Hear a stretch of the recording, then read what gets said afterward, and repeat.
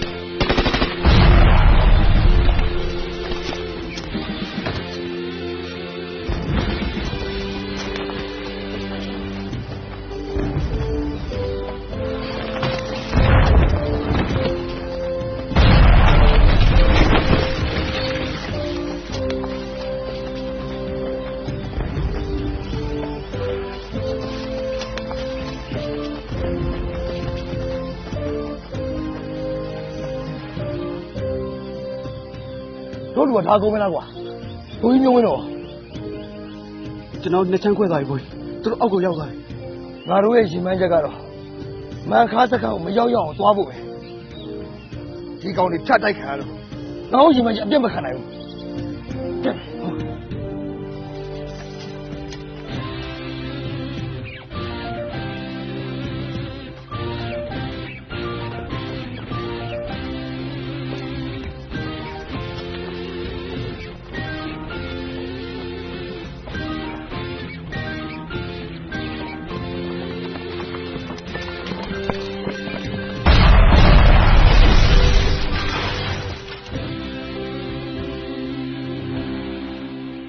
ဘာဘုံနေဝင်းပြောင်းနေတယ် ဟုတ်ပါတယ်ပြောင်းမှုဘိုးနေဝင်းကကွန်မန်ဒိုတက်ဆုမှုပါမန်ခါစစ်ကူအတွက်လွှတ်လိုက်တာပါခိတ္တတက်ခွဲမှုဘုံမျိုးဝင်းလေးလည်းပါသွားပါတယ်ဘုံမျိုးဝင်းလေးကတော့ပြန်ရောက်လာပါတယ်ပြောင်းမှု ပြည့်ရင်ခိုင်ရင်လူစုကွဲသွားတာပဲဖြစ်ပါစေလို့ဆုတောင်းရတော့မှာပဲ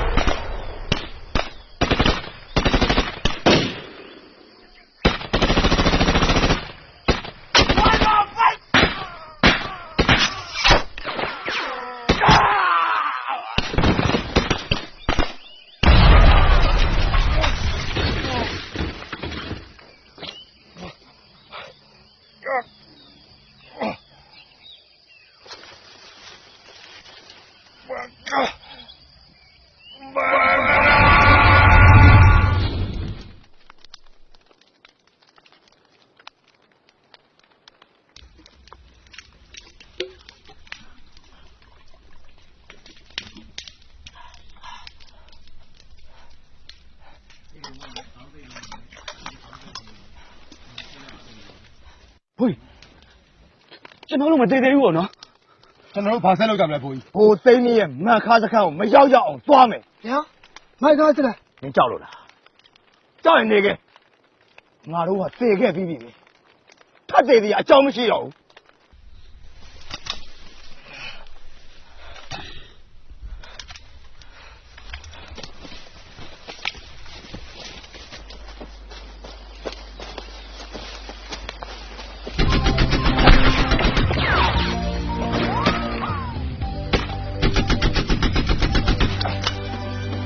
ရှောင်းတယ်ဒါတက်ကွေးမဲ့ကွာဒီတက်ကွေးကိုငါအရင်ဆုံးဖြတ်မယ်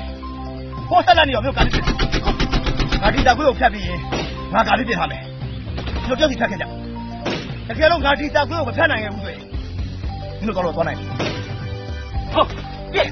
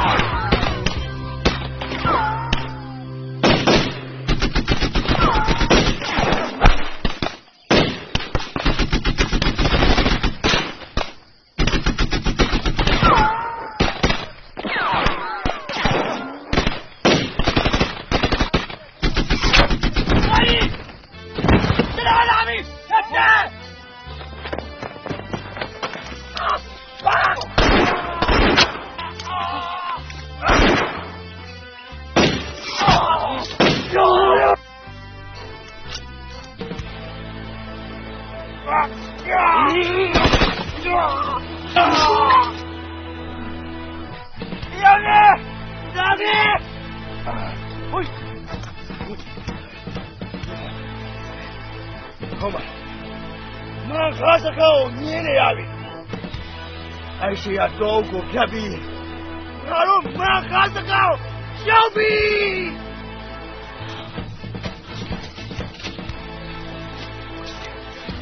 ဘိုးကြီးငန်းကားစကန်သွားလို့မရတော့ဘူးငန်းကားစကန်ကျသွားပြီဘာကဘာတိတ်ထားပြီဘိုးကြီး ဟဲ့ငါတောင်ကမန်ခါစကားကိုမရောက်ရအောင်သွားဖို့ဘောသိနေတော့စစ်ကူပဲဖို့ငါတိုင်နေခဲ့ ဘိုးကြီးမသွားပါနဲ့ဘိုးကြီး အာ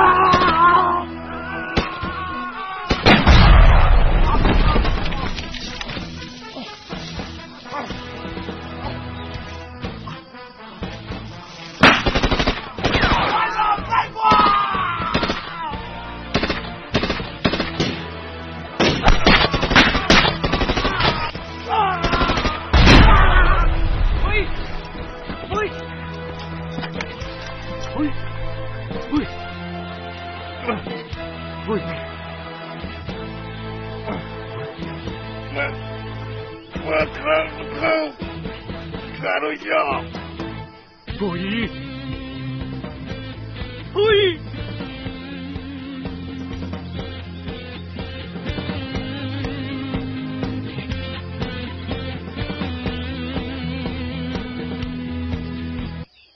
ခုပဲသတင်းဝင်လာပါလေပြောမှုဘူနေဝင်းကကြာတော့ပါအလောင်းကတော့လွယ်မခမ်းမောင်ပဲကြံခဲ့ပါလေ တယောက်တော့သွားပြန်ပြီပေါ့ဗျာကောင်းလေးကအိမ်တော်ရှိတာ မရှိပါဘူးပြောမှု သူ့မိဘတွေရှိကိုအကြောင်းကြားပေးလိုက်ပါဗျာ ဟုတ်ကဲ့ပါ မြို့နယ်လုံးလို့ကျွန်တော်မိသားစုလိုက်လာခဲ့ဒါဆိုတိုင်းမရှိတော့ဘူး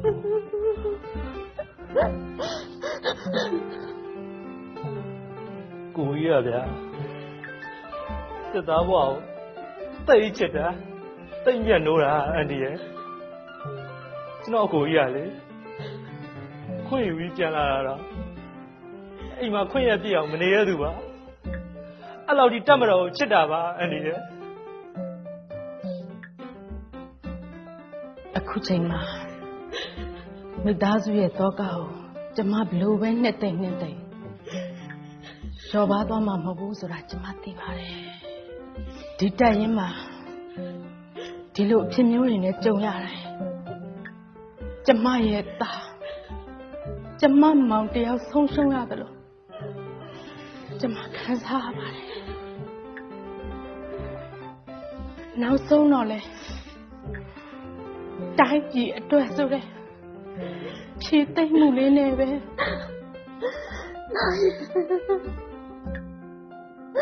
မင်းမင်းပြောရကြီးရတော့ဘာလဲမင်းမိသားစုရတာမကြီးရတော့သူပြတာလေသူမနေပါဘူး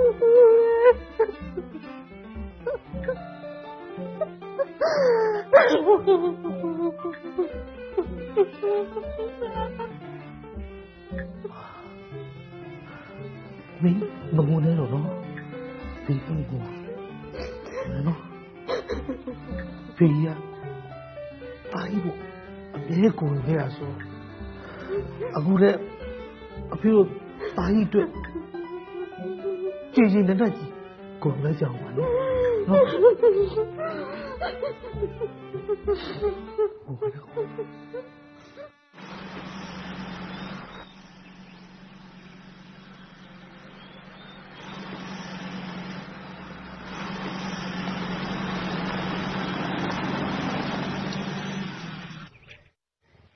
ဆရာမဟာဆရာမလေးဒီပါဦးဟိုအခုချိန်မှလေဆရာမလေးအားလုံးကပြန်သွားတဲ့အချိန်ခုဆရာမလေးကဘယ်သွားမလို့တော့မန်ပေးကတနာပြုတ်စခန်းမှာလုံအားရီလိုနေရလေ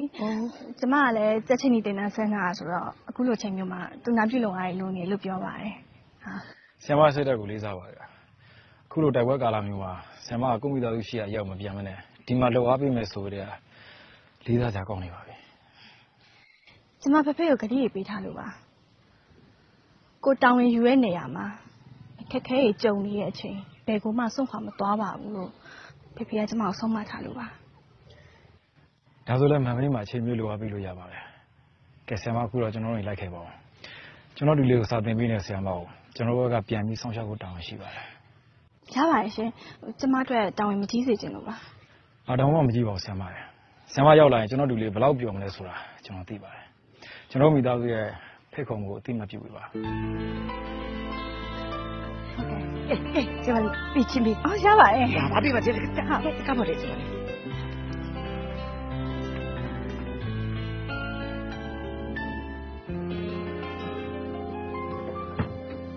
ယမကတတရနဲ့တူတူနေမယ်ဆိုတတအရန်ပြုံပါပဲတတကြပြားတွေလည်းစိုးရမယ်ပုံမြင်တွေလည်းနားထောင်ရမယ်စာတွေလည်းတင်ရမယ်โอเค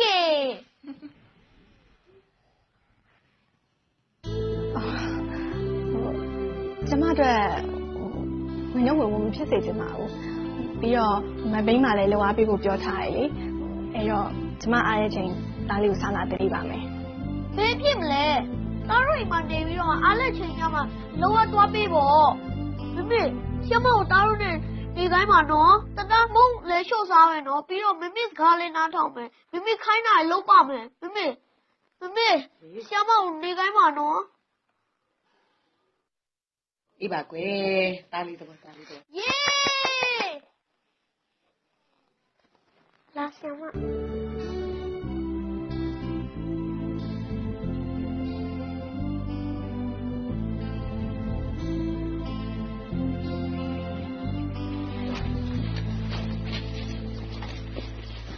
ကျော်မှုဟိုသိန်းကြီးနဲ့တက်ဆူပြန်ရောက်လာပါပြီ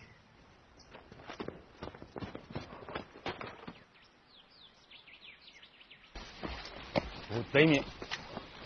ပြန်ရောက်လာပြီ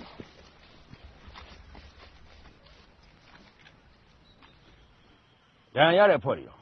ဒဏ်ရာပြင်းထန်တဲ့ရဲဘော်တွေကိုတက်ဆွဲဆေးကိုပို့ထားပါတယ်ပြောမှု ဖြစ်စဉ်အားလုံးကိုသိပြီးပြီမင်းတို့ရဲ့ဆွမ်းဆောင်ရည်ကိုအတိအမှတ်ပြုတဲ့အနေနဲ့ဟိုသိမ်းမြင့်နဲ့စစ်တီအားလုံးကိုတစ်ဆင့်မြင့်ရာထူးတိုးပေးလိုက်တယ်ဟိုသိမ်းမြင့်ကြားပါလို့ကျင်သေးလဲ ဆရာဆန်ကားမောက်ပြန်ရှာချင်ပါတယ် ဇက်ကြီးဆယ်ပွဲရဲ့ပထမဇက်ကတေမီယာဇက်ဒုတိယဇက်ကမဟာဇနကဇက် တားတည့်ရဟိုတင်မိုးပြက်လို့ရေကူးခဲ့တဲ့လူစုမိုင်းမဟုတ်လား ဟုတ်တယ်သားလေးရဲ့ဇွဲနှစ်ပန်းကောင်းတဲ့နေရာမှာမဟာဇနကမင်းသားဆန်တင်လောက်တယ်လေ နောက်တစ်ခုမေးလို့ရမလားဆရာမ မေးလေသားရဲ့တခုမကအောင်ကြိုက်တော့လောက်မေးနော် ဇနကမင်းကတင်မိုးပြက်တော့သမုတ်တရားတွေမှာရေကူးခဲ့တယ်နော် ဟုတ်တယ်9ရက်လုံးဘာမှမစားမတောက်ပဲနဲ့ဇွဲနှစ်ပန်းကြီးစွာနဲ့ကုခတ်သွားခဲ့ရလေ တကယ်လို့ဇနကမင်းကိုမနိမေခလာတာမကယ်ခဲ့ရင်သူအသက်ရှင်နိုင်မှာမလားဆရာမ ဆရာမအဲ့မိကုန်းခဏမေးကြတယ်ကျမပြောပြမယ်တေချာနားထောင်နော်မနိမေခလာနဲ့သမီးနဲ့မဟာဇနကမင်းသားစတွေ့ရဲ့အချိန်မှာမနိမေခလာနဲ့သမီးကချက်ချင်းကူညီခဲ့တာမဟုတ်ဘူးမဟာဇနကမင်းသားကိုစိတ်ဆန်းတဲ့မိကွန်းရင်မေးခဲ့သေးရဲ့ပထမမိကွန်းကဟောဒီသမုတ်တရားကြီးထဲမှာကုခတ်သွားခဲ့တာဘာကြောင့်ကုခတ်သွားခဲ့ရလဲအခုတော့ကုခတ်ရတဲ့အတွက်ကောဘလို့အကျိုးကျေးဇူးတွေရလို့လဲလို့မေးခဲ့ရလေ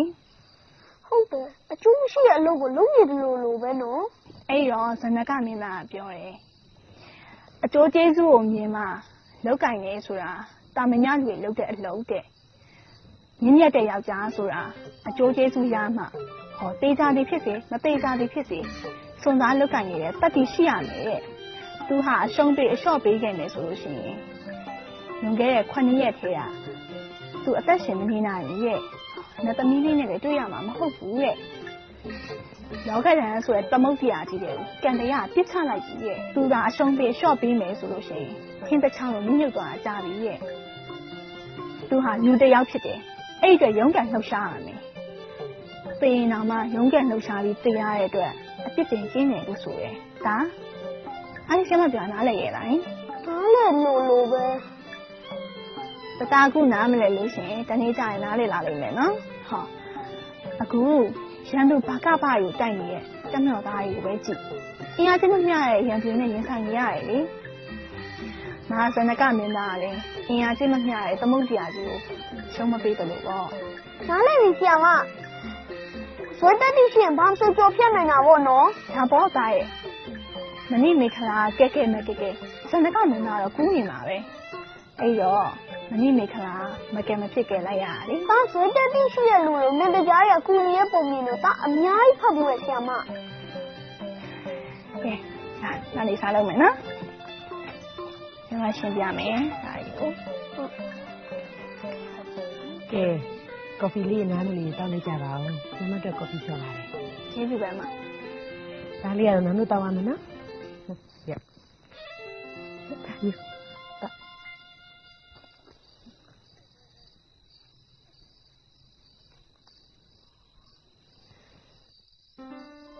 ကိုကျော်တဲ့ရှင်ကျမတို့မင်းနေပြီလားကျမတို့လေရှင်တနေ့မှမမေ့တညမှလည်းမမေ့ပါဘူးကိုကျော်တင်ရဲ့ဒီနေ့နေဝင်သွားပြီဆိုရင်ရှ ရှင်ရှိတဲ့နေရာမှာနေထွက်နေပြီလို့ကျမယုံကြည်တယ်နိမင်းနဲ့ပြောလိုက်ပါလားရှင်ဘာမှရှိနေတယ်ဆိုတာဟုတ်ရှင်ရှိနေပါလေနော်ရှင်ရှိနေပါသေးတယ်နော်ကိုကျော်တဲ့ရှင်ပြန်လာမှမလားပြန်လာမှမလားကိုကျော်တဲ့ကျမသိပါတယ်ရှင်ပြန်လာမှာပါပြန်လာမယ်လို့ရှင်ပြောကျမခုချိန်ဒီနားထဲမှာကြားရနေသေးတယ်ကိုကျော်တဲ့ရဲ့ရှင်ပြန်လာမှာမလားကိုကျော်တဲ့ရှင်ပြန်လာမှာပါကျမယုံကြည်တယ်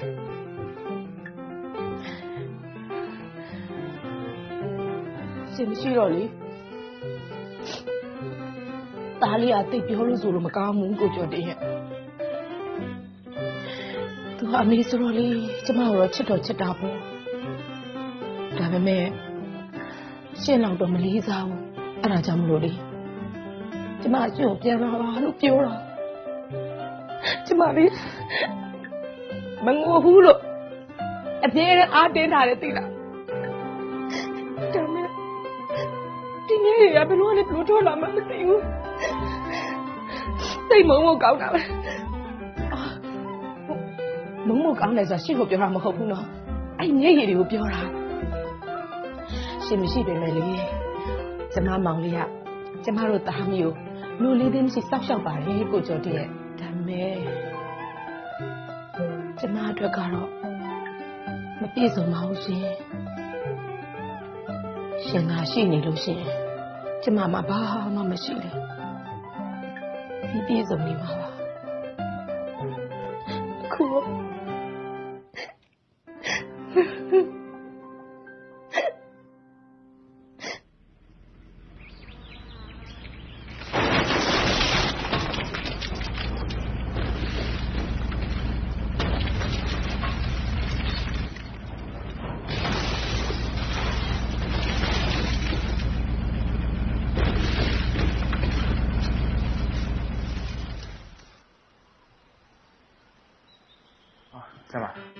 ဆရာမကျွန်တော်စကားပြောလို့ရမှာစကားပါခိုင်းဆရာမပြောရတယ်မမေးစကန်မှာလိုပါဘူးကိစ္စကျမလိုက်ရမှာပေါ့လိုပါပေးရမှာပေါ့ကျမဘယ်နေ့လာမလဲမနေ့ကစမှာဆရာမဒါပေမဲ့ဆရာမပြောရတယ်လို့ဒီမှာပြစကန်မှာရှင်ဒါဆိုလို့ရှိရင်ကျမတို့ကဘယ်မှာလိုပါပေးရမှာလဲဒီလိုဆရာမလေစစ်သားမှများရှေ့တော့ပုံရောက်ကုန်ရတယ်လူရင်းအားကုန်တော့ပဲအခုရဟရင်လည်းလက်နဲ့ခံရိတ်ခါရောက်လာတော့အဲတက်ထမ်းမှရှိတဲ့မျိုးမျိုးကြီးကကိုပြီးလောအားပေးဖို့ပဲရပါတယ်ရှင်လောအားပေးရဆိုမှတော့အလုပ်ရင်းတွေကိုပဲဖြစ်ပါမလဲလိုအပ်တဲ့ညမှာအကူညီပေးမှာအကူညီစွာပို့ပြီးထိပ်ပဲရှိရမှာလားကျေးဇူးတင်ပါတယ်ဆရာအမလီကျေးဇူးတင်ရမယ်စင်းရဲမှာဒေါ်မြမြခေါင်လည်းထည့်ပေးကြပါဦးဘာမှမဆိုင်တဲ့တခြားနေရာလာလူတွေတောင်းမလိုအောင်ဝင်ပေးနေတာတက်မိသားဆိုရင်ဖြစ်တယ်မြင်းမြက်ခေါင်ကဘာမှလုပ်မပေးဘူးဆိုလို့ဆိုရင်ရာဇဝင်ရိုင်းသွားမှာပေါ့မက်ဖန်ကိုမန်ဘေးစ်ဖန်ကိုငါလည်းလိုက်မယ်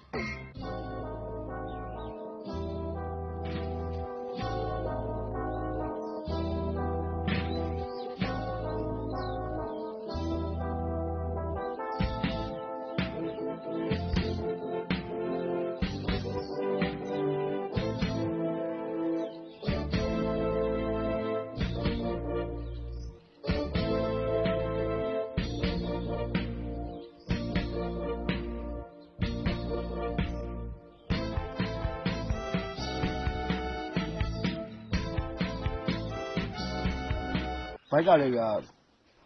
အေးအေးစားလို့ရှိရင်အကျင့်ကိုမကောင်းစားလို့မဝင်ပါဘူးဗျာမင်းကလည်းကွာမစားရပြန်တော့လဲဘိုက်ကတကူတကွာနဲ့အတန်ထွက်တယ်စားရပြန်တော့လဲဗသက်ကအတန်ထွက်တယ်ကိုယ့်ကိုစားတာရှိတာစားပြီးစေးတာရှိတာစေးဟုတ်ပြီလားစစ်သားဆိုတာဒီလိုပါပဲကွာဟုတ်ပါဘူးစစ်တိုင်းနေရရင်တော့လည်းကျန်တာတွေဘာမှခေါင်းထဲမှာမရှိတော့ဘူးစစ်မတိုက်ခင်အချိန်မှာတော့အဲ့လိုပဲကွာဘိုးကြီးကတောတောတွေကိုကြည့်ပြီးမိသားစုကိုလွမ်းနေပြီလား ပါလေငါပုံစံအိမ်ကိုလွမ်းနေတဲ့ပုံစံပေါက်နေလို့လားအဲ့လိုမဟုတ်ပါဘူးကွာနောက်တန်းတော့လည်းနောက်တန်းလို့ပဲရှေ့တန်းရောက်တော့ရှေ့တန်းလို့ပဲလွမ်းတာပြင်းတာကောင်းနေတာမရှိဘူးအခုဖြစ်နေတာအဲ့ဒါမဟုတ်ဘူးကွာဘယ်မှမသိဘာမှမသိရဲ့အခြေအနေကိုထိုင်စောင့်နေတာမကြိုက်တော့ဘူးကျောင်းလေးဘယ်ကလာလဲလာရနေတာပြေးတွေ့လိုက်စမ်းစစ်တိုက်ကိုစစ်တဲလာစစ်ပဲတိုက်စမ်းဒီစားရည်ခါဟုတ်အခုလက်ရှိအခြေအနေကတော့မခန်းစခန်းကျသွားပြီရန်သူကတော့ရမန်ခန်းနဲ့ပညတ်ထန်နေပြီးတော့ကွန်လုံးကိုလက်နဲ့ကြီးတွေနဲ့စက်တိုက်ပစ်နေတယ်အဲ့ဒီတော့လာရှိုးခွင်ရရှိတဲ့ခမ106တပ်ခွဲတစ်ခွဲကိုနာတီကိုလွှတ်မယ်ပြီးရနဲ့နာတီမှာရှိတဲ့ခလာ6စစ်ကြောင်း2ကိုကွန်လုံးကိုလွှတ်မယ်ဒီကိစ္စကိုမဟာဗျူဟာလည်းသဘောတူထားပြီးသွားပြီငါသိကျင်တာကတန်လွင်အနောက်ချမ်းကနာတီခွင်ရဲ့အခြေအနေကိုငါသိကျင်တာခံမရန်သူအင်အား800လောက်တော့နာတီမြောက်ချမ်းကလေပင်ရဲကျော်ပေါ်ရောက်နေပါပြီရွာထုံကြံနဲ့ရှင်မကန်ကိုလည်းတင်ထားလို့သိရပါတယ်တမန်ဒါဆိုရင်တော့ရှောက်ကစားခွန်တစ်စခန်းကိုလေဒီကောင်တွေတေချာပေါ့ဝင်တိုက်မှာပဲအဲ့ဒီမှာလည်းရှမ်းတိတ်ကတက်စုတစုပဲရှိတယ်ဒီကောင်တွေတကယ်ဝင်တိုက်မယ်ဆိုရင်ကြာကြာခံနိုင်မှာမဟုတ်ဘူးစခန်းကကျသွားမှာပဲရှောက်ကရှမ်းခွန်တစ်မှာရှိနေတဲ့တက်စုဟာဘူစီရတက်စုပဲအဲ့ဒီတော့ဘုံကြီးတူဟုတ်ကဲ့ပါတမန်မင်းကိုယ်တိုင်စက်ပေါ်တက်ပါခွန်တစ်တက်စုကိုရန်သူအခြေအနေပေါ်မူတည်ပြီးတော့ခန့်စစ်အရှင်ကိုပြင်ခိုင်းရန်သူအင်အားသိပ်များနေပဲဆိုလို့ရှိရင်23ရက်နေ့ညမှာဝေါ်ရှုံမှာရှိတဲ့တက်ခွဲနဲ့သွားပေါင်းတမမှုခွင့်ပြုပြီးဆိုတဲ့အကြောင်းကိုပြောရှင်းလားရှင်းပါတယ်တော့ရန်သူကငါတို့ဆန်းဝဲခြင်းပါဆန်းပြီးကြတယ်အဲ့နေညကျင်းတယ်ဘယ်လိုဖြစ်ဖြစ်ကြာပြီးဆိုင်ပါဒီခတ်သွားတဲ့အဖွဲကိုလည်းတေးသေးချာချာယူဆိုင်ပြီးသွားခိုင်းပါပြောကြားပါကြားပါတယ်ဝေးတမဆိုတဲ့ကံပြောတယ်ဘူးပဲတုံးတယ်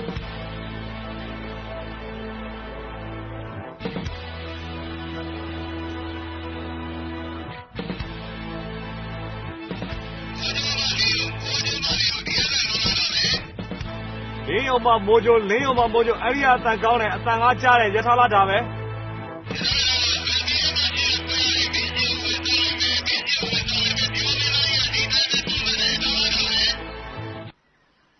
ရထားပါရထားအဲ့ဒီအခြေအနေကိုကျွန်တော်သိထားပြီးဖြစ်ပါတယ်ကျွန်တော်စီကအင်အားနဲ့ကာကွယ်ရေးအင်အားပေါင်းပြီးတော့ခံစစ်ကိုအကောင်းဆုံးပြင်ဆင်ပါမယ်ရထားလာတာပဲ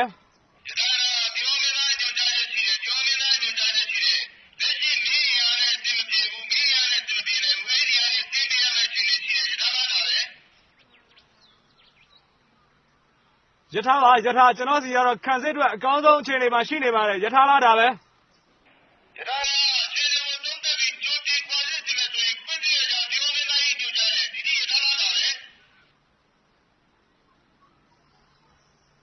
ရထားရထားကိုချပါ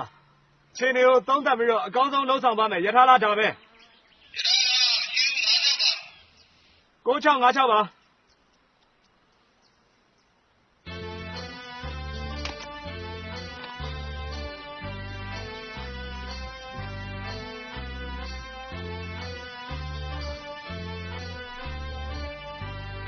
မင်းတို့ငါတို့က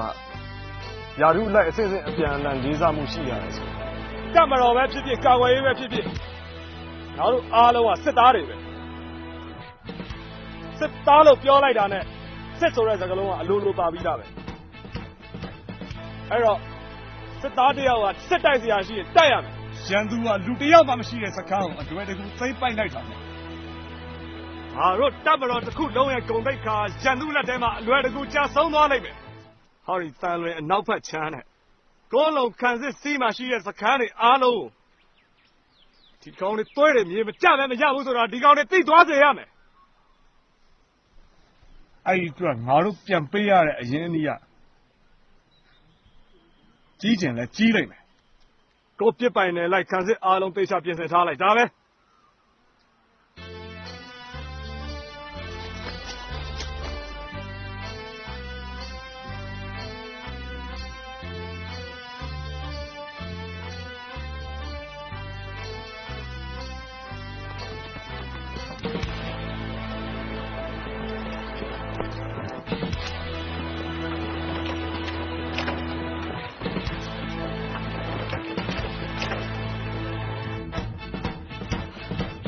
ဆက်မှတ်မှုစီကတင်းရဒီကောင်လေးကကုန်းလုံးနာတီလမ်းကိုဖြတ်တော့ဖို့အတွက်ဒီလွယ်ပင်းရဲမှာနေရာယူထားတယ်လည်းမလို့လောက်ဖမ်းတယ်ဒီခွန်တက်စကန်ကိုတက်သိမ်းဖို့အတွက်ပြင်ဆင်ထားကြတယ်လို့ကြကြားတယ်ဒီလောက်ထိအန်ရကြီးရဲ့နေရာကိုဘိုးရောဘာလို့အေးစစ်စစ်နေရာယူထားရလဲအရေးကြီးဆုံးအချိန်မှာအရေးကြီးဆုံးနေရာတစ်ခုကိုရနိုင်တဲ့တော့ခံချထားကြတယ်ဗျာဖြစ်နိုင်ဒီကောင်လေးဒီနေရာနေရက်လို့ရရင်ရပ်ပလိုက်ချင်လားခင်ဗျားတို့ရောက်လာပြီဆိုတော့ဘာပြောအားရှိပါလဲတိုက်မယ်ဆိုတော့လည်းတိုက်ဖို့အတွက်အဆင်သင့်ဖြစ်ပါစိတ်ချပါဘိုးကြီးဟာတန်လွင်အရှိတ်ဘက်မှာတုတ်ကာဝယ်ရေးတပ်တွေအသက်ဆုံးပြီးတိုက်နေကြသလိုတုတ်ဘူရိုးနဲ့အတူလက်တွဲပြီးတော့အသက်ဆုံးပြီးတိုက်ပွဲဝင်သွားမယ်လို့တုတ်ဂတိပေးရဗျာ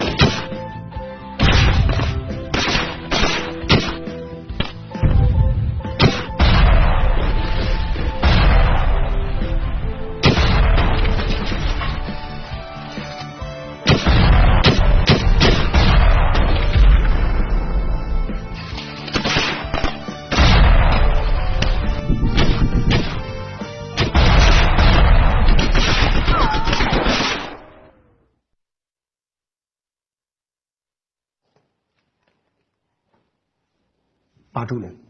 တမဟုတ်ခင်ဗျာခွန်းတက်စခန်းကိုဒီနေ့မနေ့9 နာရီခန့်ရန်သူကစတိုက်နေပါတယ်ငါထင်တဲ့အတိုင်းပဲအခုလက်ရှိအချိန်ရောလွယ်ပင်းရက်ကကိုကန့်အဖွဲ့နဲ့ဗိုလ်စီရတို့ပေါင်းပြီးတော့ခံချနေတယ်လို့သိရပါတယ်ဘူစီယာ ဒီကောင်ကတော့စခန်းပေါ်ကနေဆင်းပေးမဲ့ကောင်တော့မဟုတ်ဘူးနောက်ဆုံးအချိန်ကြီးခံချမဲ့ကောင်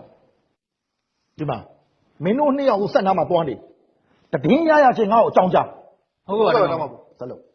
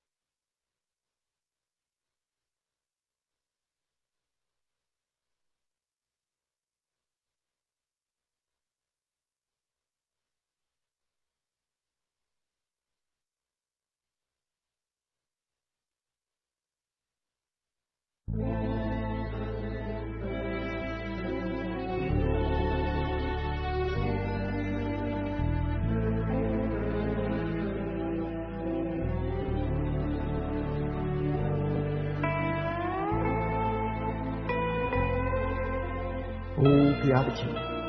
ရဲဝင်းနဲ့စိတ်ဓာတ်နဲ့တိုက်ပွဲဝင်နေကြတယ်ကျွန်တော်ရဲ့စစ်တီအားလုံးဘေးမတိရမခပဲစုတ်ခွာလာနိုင်ဖို့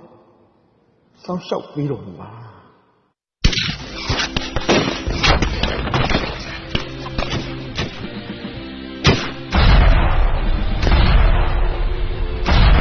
ကြီးတယ်ရမ်းကြနေတယ်ကြီးတယ်ရမ်းကြနေတယ်နတ်တို့ရမ်းပြားလာပြီဒီရပါလားဒီရပါလားဟိုနည်းနည်းကြီးအကြရမ်းနာနေတယ်အကြဆုံးနဲ့တအားများနေတယ်ဟာအဲ့ဒါဘာဖြစ်လဲကွာဟဲ့ငါလည်းမတောက်ဘူးမင်းလည်းမတောက်နဲ့အကြောက်နေတာကွာ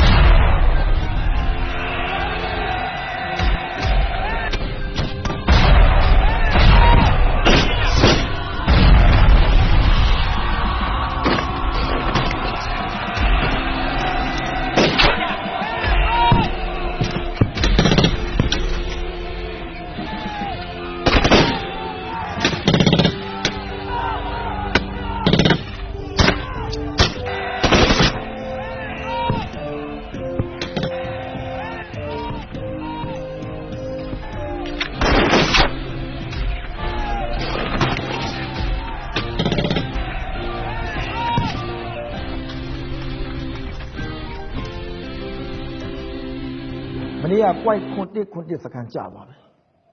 ဘူဇေယအပါဝင် လူ9ယောက်ကြာပြီးတော့လူ10ယောက်ဖမ်းခံရတယ်ကိုကံကာကွယ်ရေးအဖွဲ့က17ယောက်ကြာပြီးတော့4ယောက်ဖမ်းခံရတယ်ငါရဲဘော်တွေအတွက်ငါစိတ်မကောင်းဖြစ်မိတယ်ကွာကြိုတင်ကွာစင်းဆင်မယ်ဆိုရင်လေဖြစ်နိုင်ရင်ဒါနဲ့အေးဘော်လေးတမတော်ရဲ့ဂုံတိတ်ကောင်အသက်ပေးပြီးထိန်းသိမ်းသွားတယ်ပဲဆိုရမှာပေါ့ရန်သူတွေကတော့နားပြီးနဲ့ကိုးလုံးလမ်းကြောင်းထိန်းချုပ်ထားလိုက်ပြီကွာတရားတွေကိုလည်းအများကြီးဖျက်ဆီးသွားတယ်ဒီအချိန်တွေကိုငါတို့ထိန်းချုပ်နိုင်မှုအတွက်ငါတို့တက်မှအခုပဲနားတီးကိုပြောင်းအောင်မယ်ကဲဆက်လို့ပါဟုတ်ကဲ့ပါတော့ ရှစ်ကလုံးဝရောက်လာတယ်ရေတော့လို့လည်းဘူးဒီမှာ